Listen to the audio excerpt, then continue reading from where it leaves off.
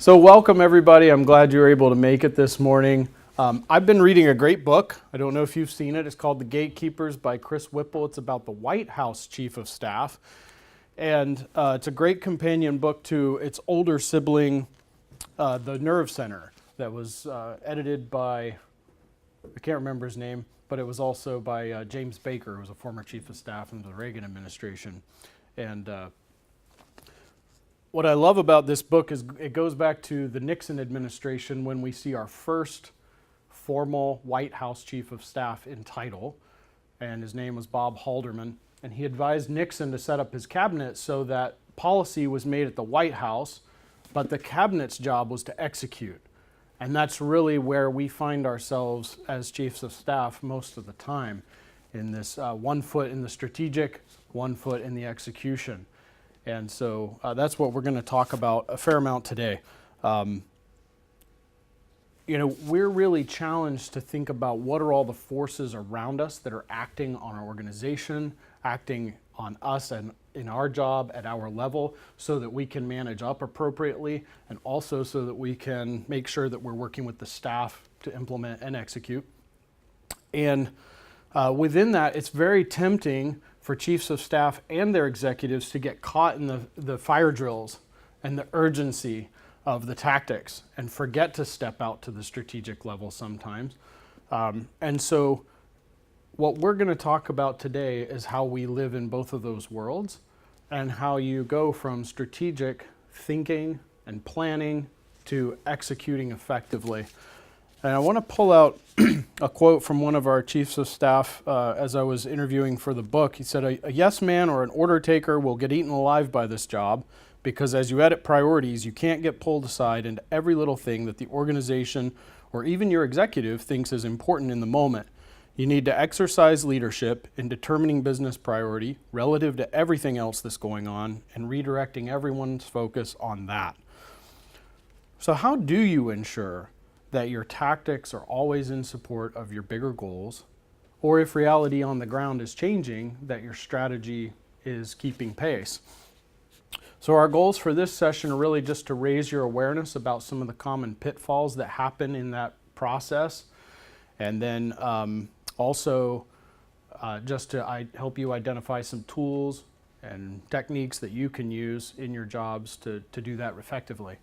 So to help us do that are a couple of folks here from AdaQuest. You've now met everybody, I think, but I want to introduce you to Bruno and Carol a little more formally. And excuse me, I'll have to lean on my notes a little bit because these folks are fairly accomplished and have done some really cool things. I want to make sure I don't miss anything. But Bruno is a Black Belt 6 Sigma and PMP trained. As AdaQuest Vice President of Operations, he oversees delivery of all client services. He came to AdaQuest from Microsoft, where for 17 years he worked with MS-DOS, Windows, Exchange, Office, hardware, and Microsoft supply chain. So he began as a localization project manager and moved up through the ranks of the organization. He eventually became the Director of Business Process within the Microsoft Human Resources Operations Excellence Group. And in that role, he elevated Microsoft's HR planning process from a level 0 to a level 3 on the Gartner Portfolio Maturity Model. So Carol comes to us also from Microsoft. She's AdaQuest Senior Consultant, and after discovering a passion for process improvement and driving efficiency, she focused her career around business process excellence. And so she began in manufacturing and engineering at both Hewlett-Packard and Boeing, and then moved to Microsoft. So in her 20 plus years at Microsoft, Carol held many senior positions, including Chief of Staff, Senior Director of Operational Excellence, and her implementation experience spans manufacturing, customer experience, HR, product management, and supply chain, with an expertise in process framework, project management offices, and global initiative management. She's also PMP certified. So the first sort of point I would like us to think about and reflect on is how dynamic the world is in which we live. Technology is a huge forcing function for change and opportunity, And, if we were down in the early part of this curve, we would think some of those technological solutions were huge advancements, which they were. But man, look at where we are in that hockey stick. That's a dynamic world in which we live, and with that dynamism comes lots of opportunity as well. So I guess the first point for context would be just how dynamic the world is.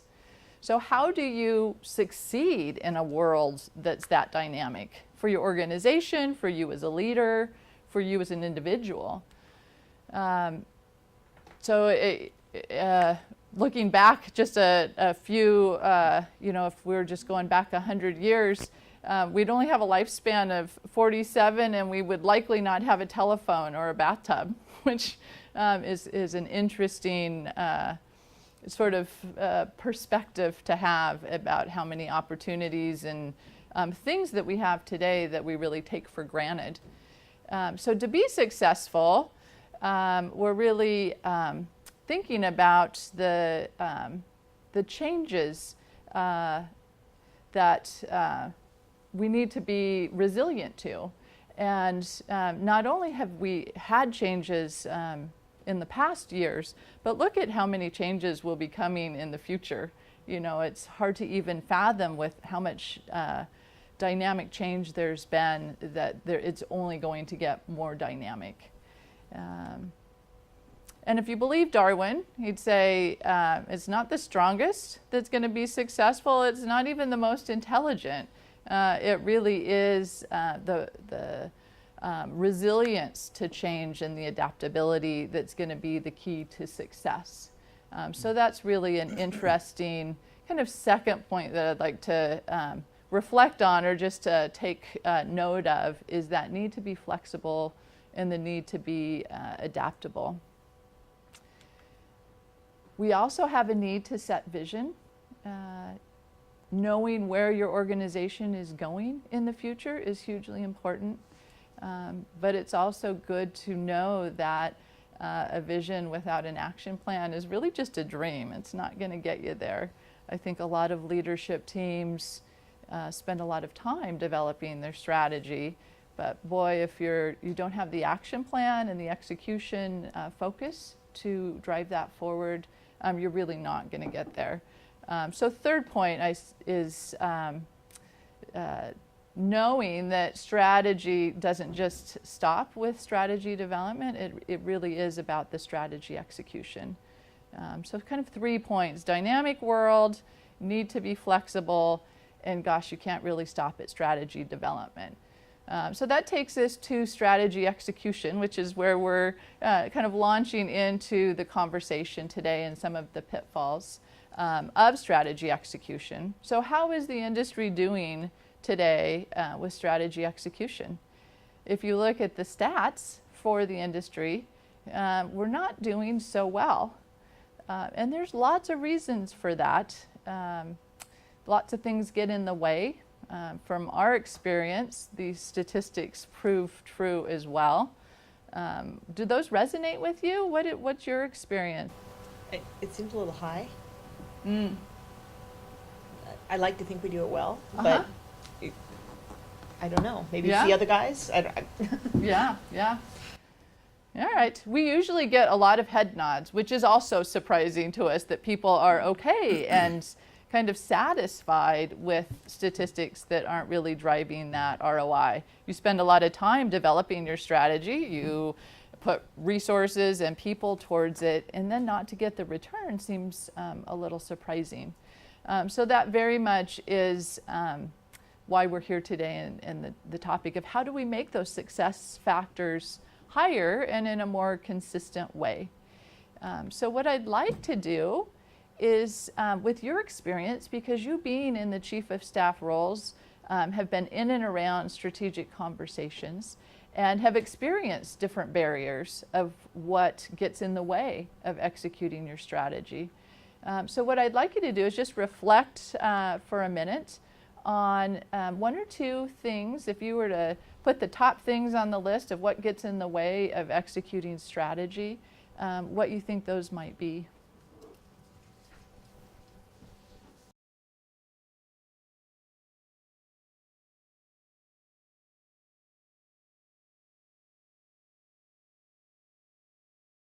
Bruno, if you wouldn't mind, maybe you can describe some of the thoughts here. So who would like to share a couple thoughts with us? I'll share. Super. I have, my biggest barrier is that my executive team is constantly dreaming up new strategies before the previous strategies are fully executed and implemented. So they're on to the next thing, which is great. That's the reason why they're in those roles, is because they're forward thinking and they're looking at the future.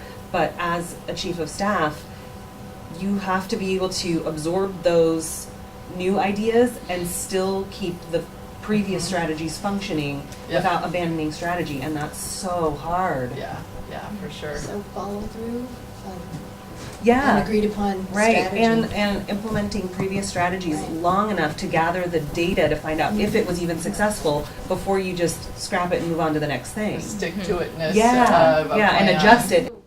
For us, it's kind of the lack of business agility that you were talking about before, and just having kind of resource constraints or people kind of that are doing very important jobs too, that we can't, kind of, I don't know, we can't move fast enough to take the right people in the right ways, or, I guess the prioritization of the different strategies and things like that. So I think we need to be much more nimble in order to get them done. Super. effectively. So lack of agility, is a good one. Working with other teams that are not necessarily motivated to help in a really big organization, you're trying to, kind of herd cats Sure. all around the company, and, they're thinking, well, that's really great that that's your goal to achieve this, but that's not necessarily something that I'm motivated to help spend my time on, because that's Sure. not something that I've committed to. So there's Lack a lot of of alignment of influencing goals. without authority. Okay. Anyone? Yeah, on almost all initiatives, you have those shared resources, and when the goals aren't aligned or the bandwidth is not there, that sets you up for a lot of challenges. Yeah. I have actually four, some kind of mirror what the other ladies were saying. So being understaffed has been a challenge. Bandwidth. Kind of having a reactive culture versus a proactive culture. Prioritizing, those ideas, which ones come first, which is more important, which one can we implement now versus in the latter. And then the last one, which actually really kind of stands out more than any of them, is kind of tribal knowledge, kind of holding us hostage, if you will, as far as being able to grow. Because we're in a state right now where the market is changing for our industry. We need to be able to respond and move as quickly as the industry is moving. But when you have some staff that have been around for a very, very long time, obviously resistant to change and not necessarily understanding what that's going to look like. So Very good. Yeah, appetite for change is a big one. Yeah. I'd just say, in my experience, I think when you had 10 people in a room deciding on what the strategy is, 10 people heard 10 different things, and then they walk away, and something completely different than what the executive was looking for is what, or even maybe the team thought they were agreeing on, gets executed later. And so I think a lot of the work is getting crystal clarity in those big meetings where the decisions are being made, but also reinforcing that afterwards, what was agreed upon, and being maybe doing that translation and interpretation layer that we talk about in other places, that Setting expectations. Yeah. Yeah. and then doing that over time. Yeah. Yeah. Very good. And sometimes even the alignment in the room at the end to set those expectations and clarify what decisions are. So you, like you say, you walk out with the same expectations, and then there's a continuing need to reinforce those. Yeah. So in executing, it's really things like security breaches, where it's all hands on deck, servers going down, all hands on deck, like very tactical things that over the course of a quarter, and you think long-term strategy, this is our strategy for this year, Sure. fiscal year, whatever, but you get derailed by the tactical day-to-day things that urgent now. really do interrupt your business. Yeah. And then you take a look at revenue stream Sure. at the end of a quarter, and your strategy may or may not be working because of market conditions or a high level acquisition or something the business units decided to do that doesn't collaborate with your strategy, and having to modify your strategy So then you're back to, all right, what is our strategy again? And how are we going to execute with the new changes that we know? Or we need to pause that strategy because we need to put in whatever to take care of the tactical items like security breaches. Yeah. Good. Yeah, that urgent day to day, it's so easy to be in the moment where you're in the strategy conversations and you have that offsite. And then the minute you walk out of the room, your day to day happens and the urgent gets in the way a lot. Yeah, yeah. And just keeping that front and center and staying on track when new ideas come. Lots of challenges there. Sure. Any other unique ideas or other things people want to share? Okay, great. So really robust list, and as you can tell, just top of mind. There's lots of stuff that does get in the way, either it be the urgent or the change, managing change, keeping a focus. It's that balance of short-term and long-term, and being able to stay on track and have the right level of momentum. So it's for me, it's an interesting list. We also have on the next slide, a list that we have experienced over years of working with organizations. So we thought it would be interesting to compare this list with ours. So I'll just run through this quickly. So mistake strategy development for execution. So again, maybe not having a lot of those details out. Distractions of day-to-day running the business, which comes up in yours very squarely from the urgent that gets in the way. Too many projects. Leah, I think your example was great of you barely get started on a portfolio and already you have new projects coming in. I think it's human nature to just will too many projects, or you want to do more than maybe what you have the resources to. Communication, alignment showed up.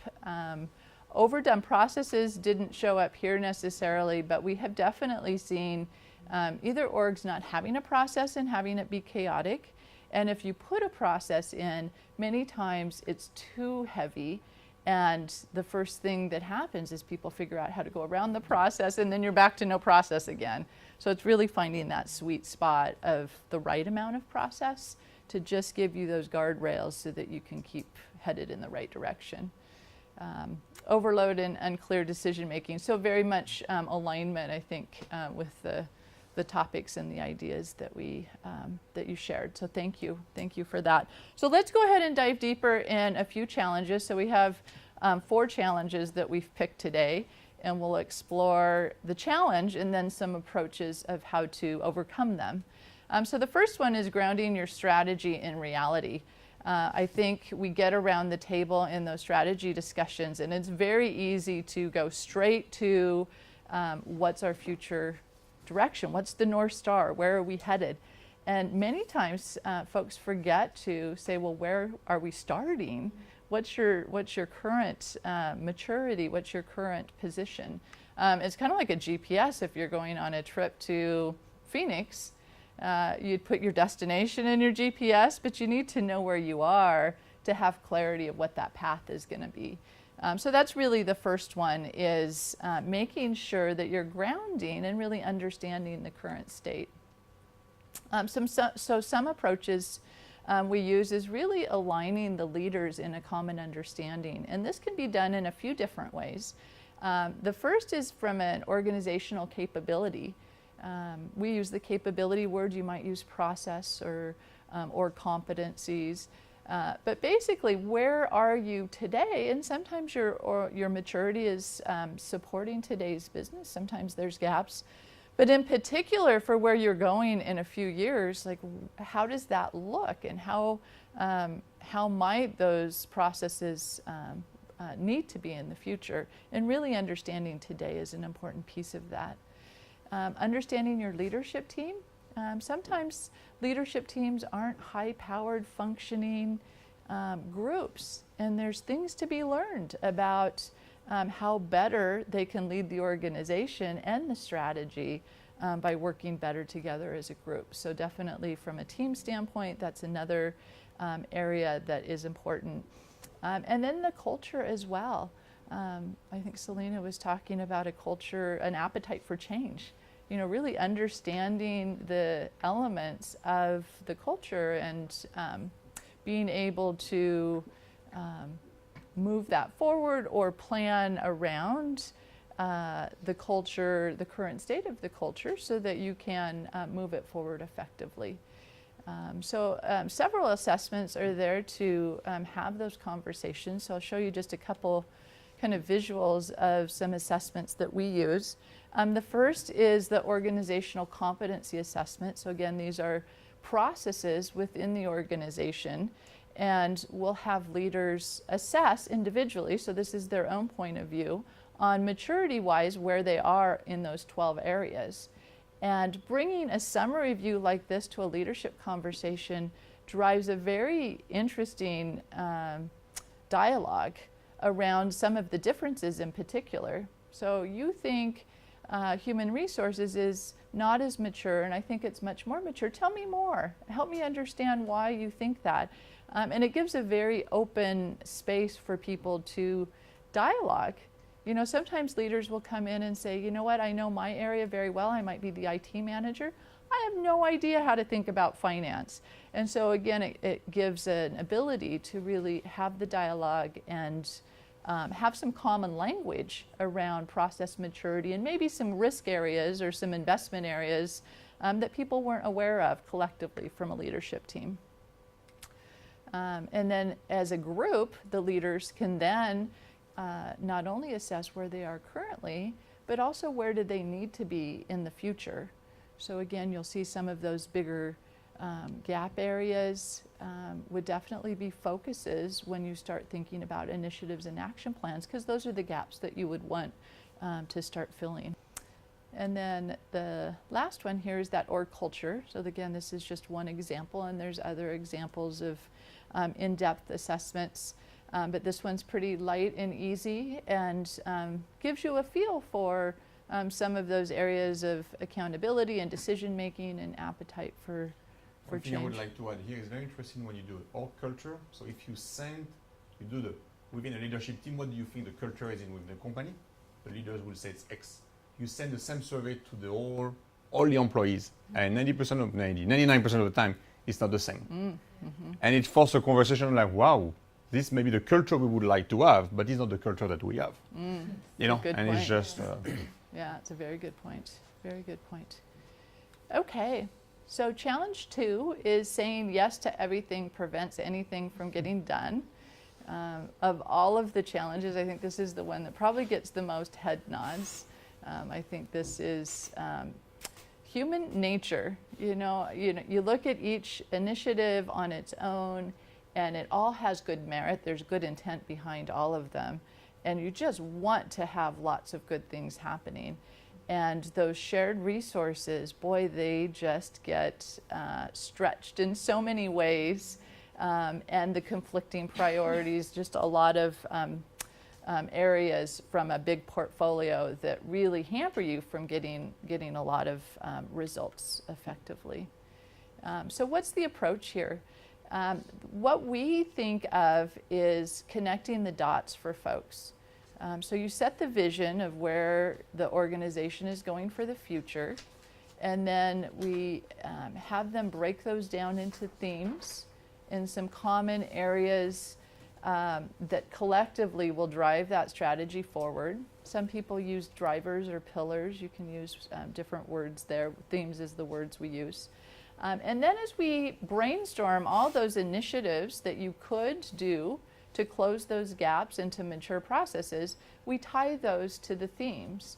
And so there's very much an intention behind and a conscious decision making on how you pick the initiatives based on their connection back to the strategy.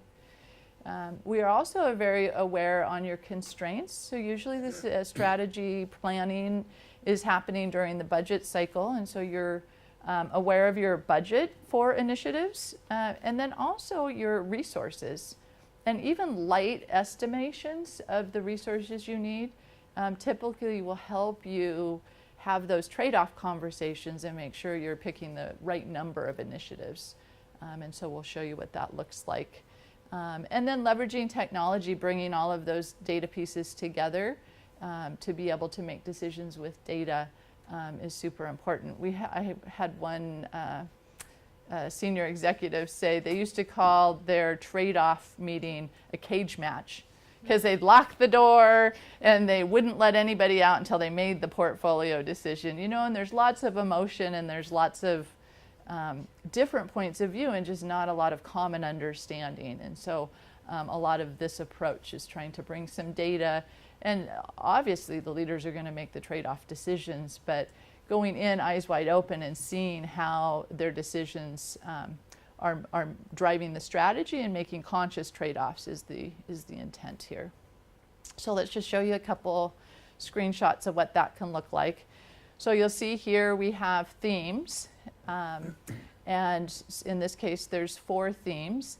And we also do a step where we prioritize the themes, because usually going into a particular fiscal year, even if you have 4 themes, they're not all equally focused on or important. You might have a year where the customer is the primary focus, or next year it's all about innovation, or you know what, next year's a cost-cutting year, however it might look.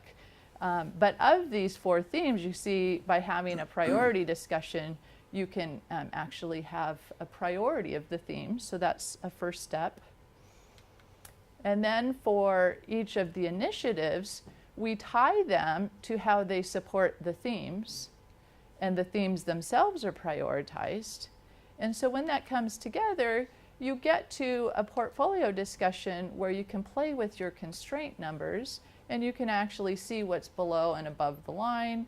You can see how your strategy is moving forward and how your investments align to that Pareto of the prioritized themes.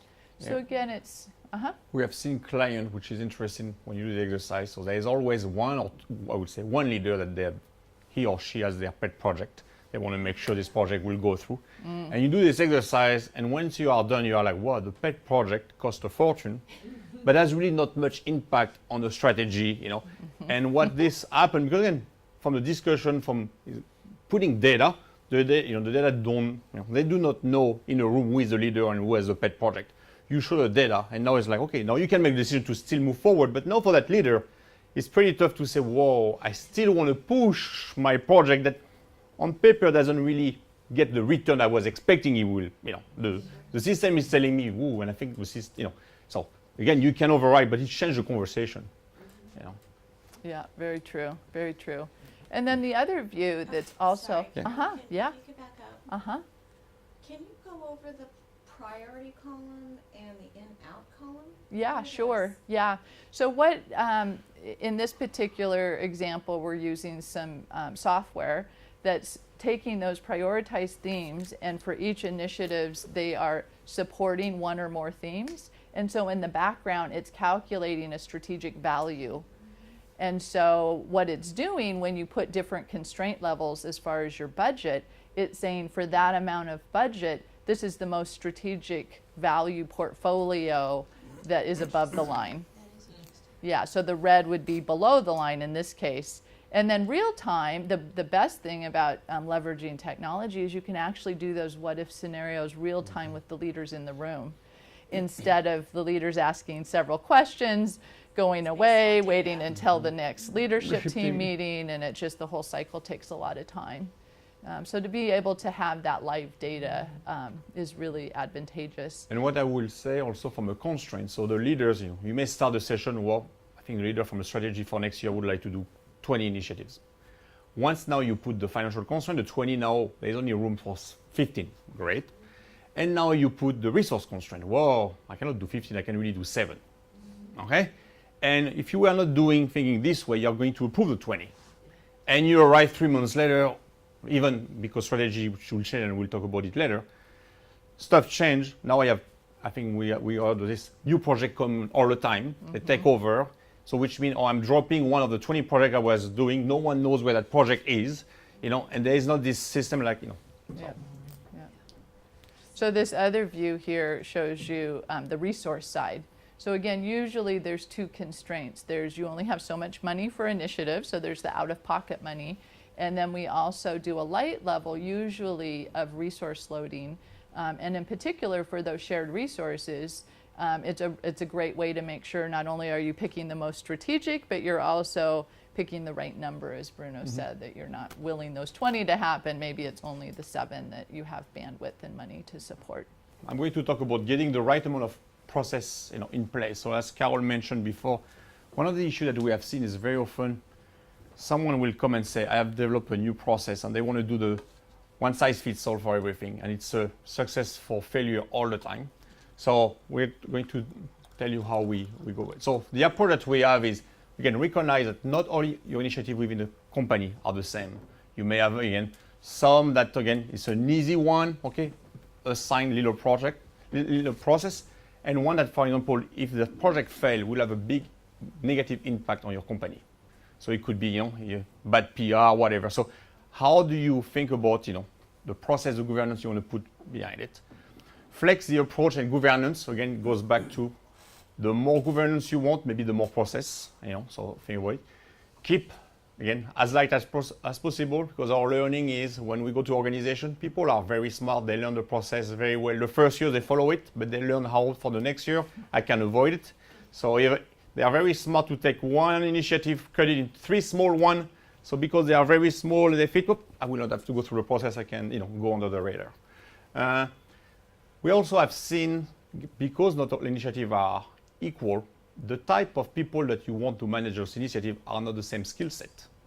I'm not going to put someone that is going to drive my, I will say, more strategic initiative that if it fails will have a negative impact versus, a small project that, just for the office.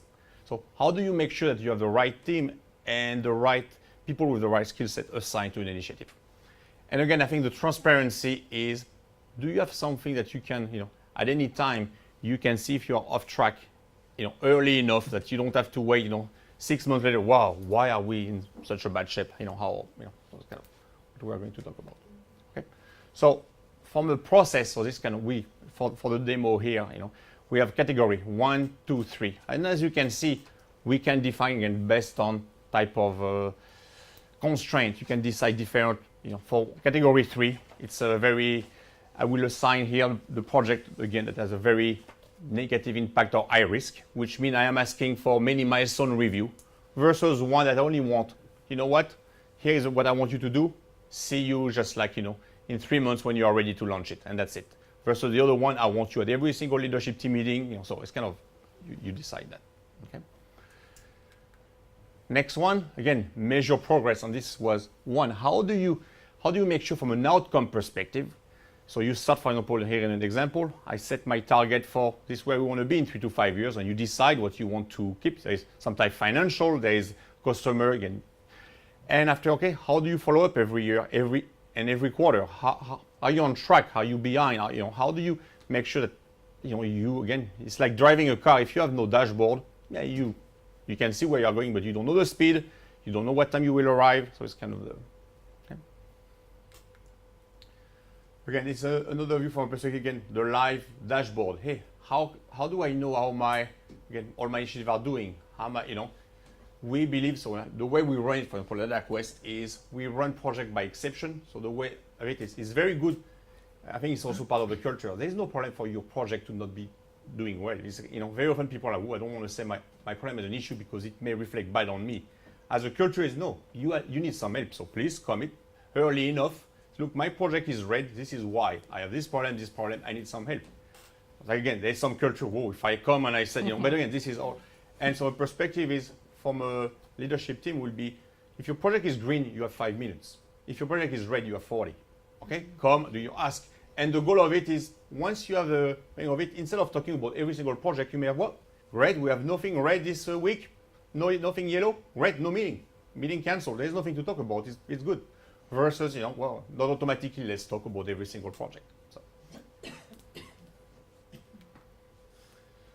Now, challenge number 4, staying focused, even when change happens. So the number one thing very often when we work with customers is, again, they have their yearly strategic meeting, go 2 or 3 days of site, and they come with a very nice binder, okay? And I can tell you 90% of the time the binder stays on the shelves. Because what happened is 2 weeks after that meeting, they were all pumped up, reality comes, okay? And they go do the fires, as you were mentioning. And then there is nothing, and we always believe, strategy is a living thing. So something else happened, great, bring it, so you are talking about, security issue, bring it an initiative. Okay, what do we stop doing? What do we keep doing? So, and if you have something live, there's always, yeah, great, yeah, I agree with it. So it's easier to go to a team and say, look, I need to put your project on hold right now because we have a fire. This is why. So I'm going to put it on hold. I'm going to explain to you why I need you to work on this project right now. Okay, let's finish it, and then you can go back. And it's a whole conversation. People now know why. It's not like, whoa, something new. No, it's not something new. Yes, something new happened, but for a good reason, and you can explain it. So when, for example, if you do a whole hands meeting, if you have something live, it's very easy to employee to explain. Okay, we're planning to do the same thing for next quarter. Those 3 things happen, so we put them in. We move those other 3 below the line. Again, we are going to do them just later. But so there's always, oh yeah, I see. And people understand the moving part. And so it's this idea of having something live. If you stay with the binder, that's it. Every 2 months, your binder is, out of there. Okay. So tune your listening system that you can adjust the strategy. So, and I think we have something that we always think of. How do you make sure that, again, you have your, I would say, your guardrail? It's like, here's my strategy, and if I am within those constraints, I keep moving forward. If this constraint, if this issue come up, so for example, I will take an example here at AdaQuest. One of the things we do, we have one division that is staffing, which means one of the things is unemployment. If unemployment is low, okay, you have to change how you are going to attract talent. If unemployment is high, you change. So, and below certain numbers, right now when it's very low in certain area, you completely change the strategy. So if this happens, I will do this. If now the unemployment go so low, I need to change it. If we were not doing that, we will still be going through, how do we do it? And you're like, my strategy is not working. Well, because something changed. You're listening. Establish the business rhythm to keep communication flowing. So I think for chief of staff, sometimes we call it rhythm of the business. How do you make sure, how do you connect all the pieces? Establish metrics to maintain focus. Again, for all the initiatives, how do you make sure that what you have decided to do first is happening? And second is, are you getting the result that you wanted? Again, leaders, when they decided that's part of a strategy, they say I want to do those 20 projects, they have a good reason in mind why they want to do it. They just didn't know. So how do you know 6 months later that you got what you wanted? And the last one, connect the employee to the strategy to inspire your workforce. Again, I think it's how often is leaders, we laugh a lot sometimes. We have leaders come, they do all hands, they do their speech in front of everyone, and they all like, it worked very well, the team is aligned, they're all behind. If you go as the team, like, I understood nothing of what he said, I am not sure what's my role there, and you know what, it's changing every 6 months anyway, so I don't care. And then, and then they're like, I don't understand why it's not working. Well, it's very simple, but it's just, so kind of, you cannot do anything if you don't keep repeating 7 times the same thing, 7 different ways, and just, So here we're talking about, what we do is we keep tab of, I don't know if you have heard about the PESTLE, political, economical, social, technology, legal, environment, and we add for us internal. So what this is, and that maybe we could show, there is every year, so you have if I take the US government, create the PESTLE, and it's pretty much kind of like, how is the US as a country, where is it going from political? So it's kind of a guardrail where you work within the US. Is there system, is there listening that I should add to my, so we add the, index on economics that we want to track. And if it happens, so every leader around the table is assigned to 1 or 2 and needs to report every quarter, is there any change? If there is a change, okay, what do we do about it? Okay, so it's kind of how we keep. And we think not many companies are doing that. And they are very surprised that they don't have the listening system when they are off track of strategy. Okay. Rhythm of the business, I think as a chief of staff, I would believe you are all very aware of that. How do you make sure that You keep track of when your leaders are out, when do you have training internally, when there is vacation. So, for example, this is an example for at Aquest. We keep track, for example, in our calendar, we put the Bellevue School District vacation. Because we know during the vacation, when kids are on vacation, don't call all hands because half of the company may not be here or people are working more from home than in the office. So it's just, so little thing like this that, how do you? Okay. Stay focused again with data. Again, we are big believer that you have decided an initiative, you have decided what success metrics looks like, keep track of those success metrics and report as often, quarterly, monthly if you want, the leaders and saying, this is how we have been doing, good or bad, and do we need to make a change? Super. Thanks. Well, what we thought we would do now is just a quick exercise. I know we want to leave a bit of time at the end for Q&A, but we'll just do a quick exercise here. In your binder, there's a one-page little summary of a case study for a company called Sculpt Pro. So I'll give you just a couple minutes to read through that, and then we're going to have a discussion around it.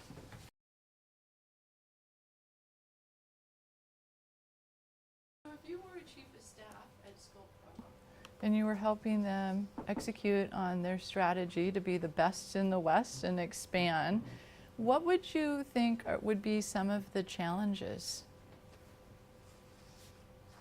Or maybe you could throw out one challenge that you think they would have. Efficiencies and scale. Sure. And if you were knowing that in that chief of staff role, what are some of the approaches that you think you would take to help them work through that or be aware of the efficiencies? I think it's all about metrics and ensuring that you have a good handle on them when you take on a big contract. Tyler's going to want you to. The mic. Use the mic. There we go. Thank you. Efficiencies as you take on a big contract, ensuring that you're measuring, well, what is the baseline? Where are we now? And in order to maintain this level of output from a manufacturing standpoint and quality, because you don't want to just push out widgets or 3D sculptures or product and have the quality go down. So what do you measure and what is the frequency and who's responsible for ensuring those on a weekly basis or very good point. bi-weekly? Yeah, and especially as you have things that are working, you just want to will them to continue working on a bigger scale. And a lot of times there's inflection points and investments of maturity that people don't really realize in getting to the metrics, and sometimes even that maturity assessment are ways to understand how to be efficient as you scale, because you can't just always do it the same way. Yeah, really good point. And what's another barrier, do you think?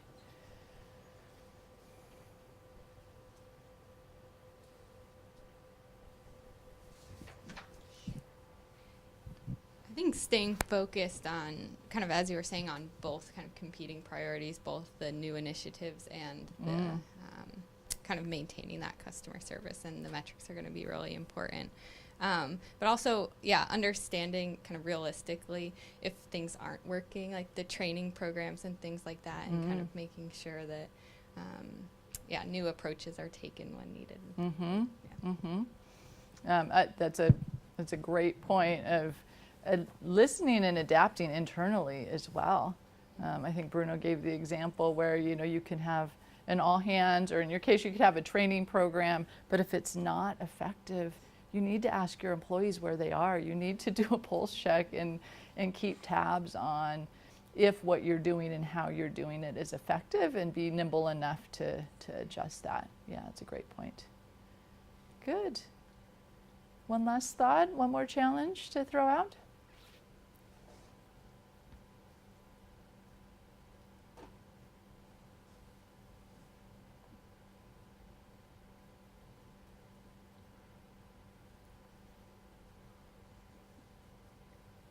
No other thoughts? The one that always gets me is the expanding to different locations. I think, is one that seems off the cuff, very straightforward. If we can do it in Seattle, we can do it in San Francisco, we can do it in San Diego, and really teasing out what that means. You know, in smaller companies or as you're scaling, a lot of it is the know-how and the people and the expertise that you've built in one location.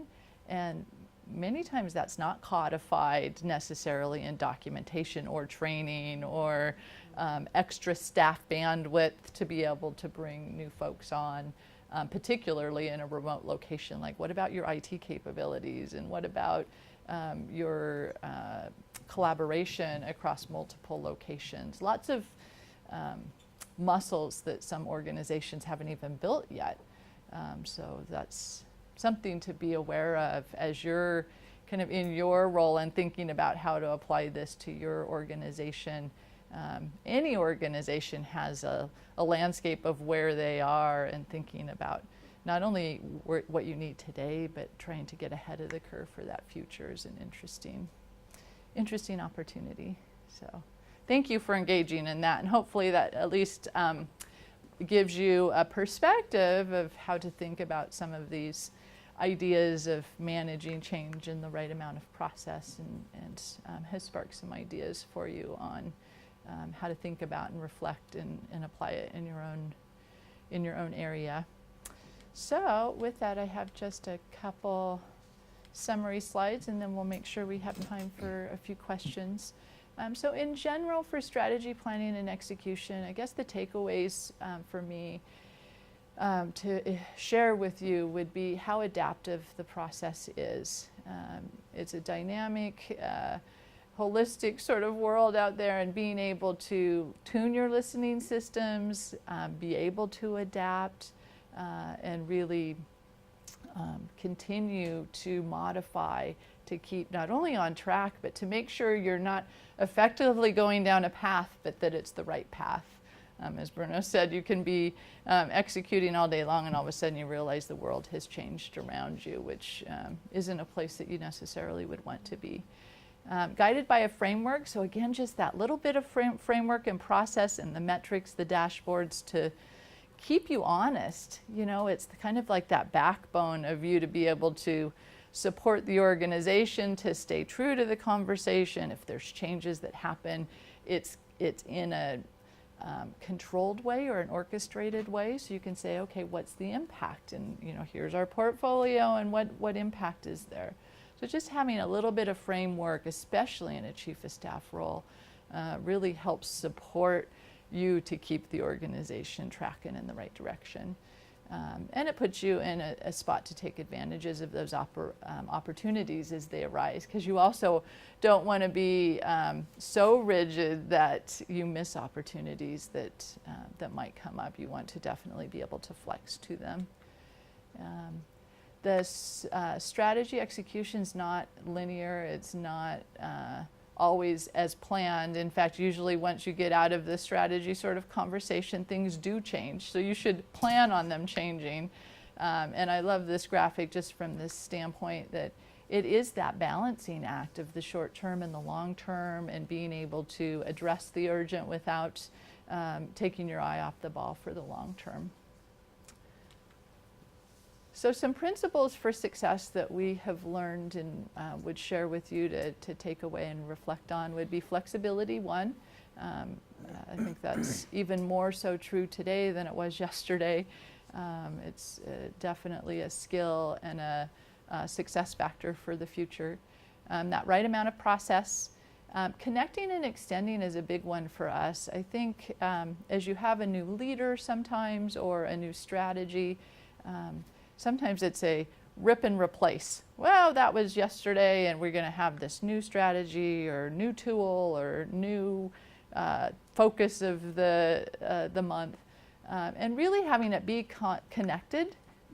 It's an evolution, it's a journey, it's a path. And respecting where you've come from and evolving for the future, I think, is a good way to not lose people along the way.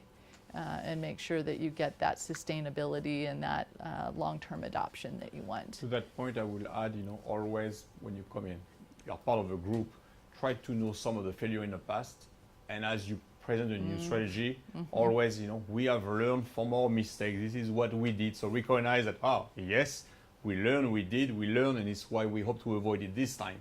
But not ignoring the past, because people, this is new, and they just, Because people that have experienced the past won't be ignoring it internally.